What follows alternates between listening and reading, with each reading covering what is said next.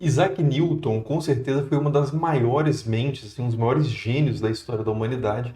E você provavelmente conhece ele pela teoria da gravitação universal, né? Ou pelos trabalhos dele com ótica, a experiência lá do prisma, né? Da difração das cores, né? Da separação da luz branca.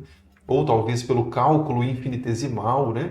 E as leis também da mecânica clássica, mas provavelmente você não associa, né? A chance é menor de você associar Newton a outro campo mais talvez obscuro, que é a alquimia. Ainda assim, Newton de fato trabalhou bastante em cima desse tema, pelo menos 30 anos da sua vida, e escreveu mais de 1 milhão de palavras ali sobre esse tema, alquimia, né? Agora, o que que levaria, né, uma figura desse calibre, né, da Revolução Científica, do pensamento iluminista inglês, se dedicar a um tema tão estranho, né, quanto a alquimia? Então, meu nome é Henrique Caldeira, eu sou historiador, e é disso que a gente vai falar nesse vídeo.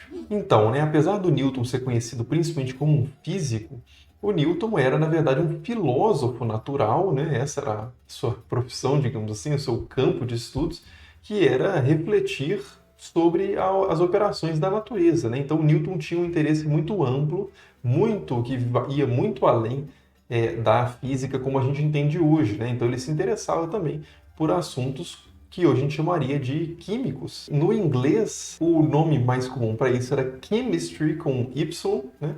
É porque essas palavras alquimia e química ainda não eram muito distintas. Em inglês se usava essa palavra chemistry com Y, tanto para assuntos que a gente relacionaria hoje à alquimia, quanto aos assuntos que a gente relacionaria à química propriamente. Mas o Newton, muito cedo, já demonstrava interesse ali em experimentar com substâncias, com pigmentos, com metais.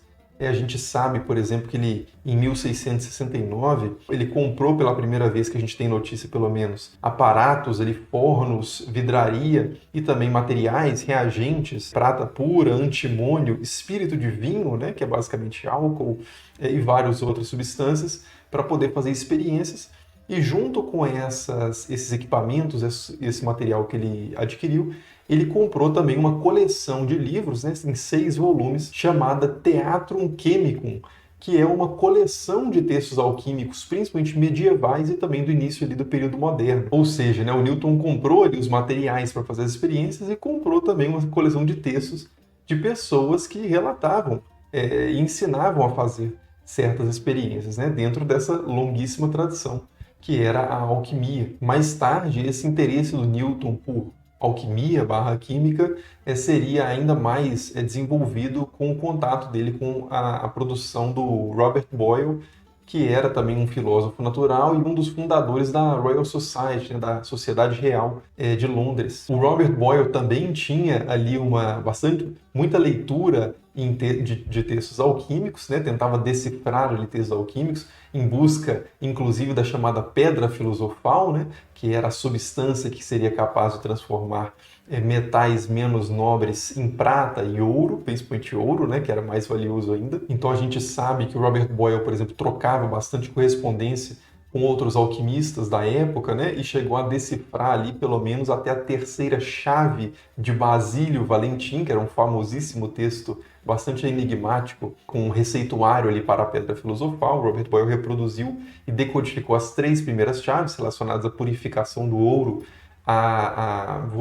até a volatização do ouro, que seria a terceira chave. E o Newton também se interessou bastante por esse tema aí da pedra filosofal. A gente pode ver, por exemplo, nessa imagem, isso é uma imagem que ele copiou de um texto alquímico que traz ali referências sobre a pedra filosofal. Ele traduziu também a famosa Tábua de Esmeralda, que era um antiquíssimo texto alquímico atribuído a Hermes Trismegisto, uma figura lendária assim, do mundo greco-egípcio, e fez também um comentário até longo sobre esse texto da Tábua de Esmeralda, fazendo uma interpretação ali geoalquímica, né, misturando ali, desenvolvendo o conhecimento alquímico com algumas teorias que o próprio Newton tinha sobre o funcionamento do planeta Terra e da formação dos metais, como que os metais se formariam debaixo da Terra, né? O Newton tinha uma teoria específica sobre isso, que a gente pode examinar melhor em outro vídeo, e ele lia esse texto da Tábua de Esmeralda, de Hermes Trismegisto, a partir dessa teoria geoalquímica. No total, como eu disse, o Newton dedicou mais de 30 anos, então, a leitura de textos alquímicos e reprodução experimental desses textos e teorizou bastante sobre esse tema, mas os seus resultados, assim, propriamente em produzir, por exemplo, prata ou ouro artificial não foram bem-sucedidos, né? Apesar dele ter recolhido ali vários testemunhos de pessoas que diziam ter feito isso, né? E o Newton acreditava de fato nessa possibilidade de transmutação dos metais, mas no final das contas ele não teve tanto sucesso, nem o Robert Boyle e nem ninguém, provavelmente. E algo irônico é que o Newton, mais tarde na sua vida, ele assumiria o posto de guardião da coinagem, né? Uma espécie de diretor da Casa da Moeda, mais ou menos assim, na Inglaterra, e ficaria responsável por, inclusive, fazer a verificação da pureza das moedas produzidas e de verificar se não havia moedas falsificadas, né, circulando na economia ali inglesa. E o Newton tinha muita experiência nesse tema, né, de produção artificial de metais, e nesse período que ele foi esse guardião da casa ali de cunhagem, foi o período em que houve o maior número de execuções na história da Inglaterra por falsificação de moeda, né? Newton conhecia muito bem esse processo, identificava muito bem ouro falso, né? E levou todos os responsáveis, né? Todos que ele conseguiu pegar, levou essas pessoas à forca. A gente tem até uma carta de uma pessoa, né? Um desses falsificadores, que escreveu uma súplica a Newton, pedindo para que ele o absolvesse, mas o Newton foi absolutamente categórico, né? Que ele considerava aquilo um crime gravíssimo. E levou de fato essa figura para a forca. Mas enfim, né, essa história toda é só para ilustrar um pouco o quanto que a alquimia, né, que é algo que a gente costuma ter no imaginário mais popular como algo muito assim nas sombras, né, como que ainda no século XVIII, em figuras assim muito eminentes, né, da história da ciência, como Robert Boyle e Isaac Newton, estavam ainda bastante dedicados a esse tipo de estudo. E é a partir desse tipo de estudo, inclusive, que a química moderna, de certa forma, surge, né? A partir de um processo ali de diferenciação, de distinção de alquimia e química que vai acontecendo nas sociedades científicas seculares, né? Como a Royal Society e a Academia de Ciências também de Paris. Mas enfim, né? Essa é uma história complexa. Se você tiver interesse em conhecer mais profundamente assim a história da alquimia, né?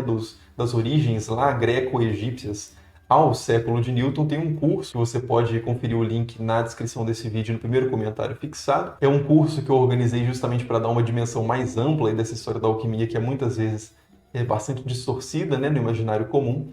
Então não deixe de conferir aí se você tiver interesse. Mas é isso, deixe aí nos comentários o que você achou aí do Newton alquimista, do Newton e a Pedra Filosofal. E por enquanto é isso, muito obrigado por assistir e até o próximo vídeo.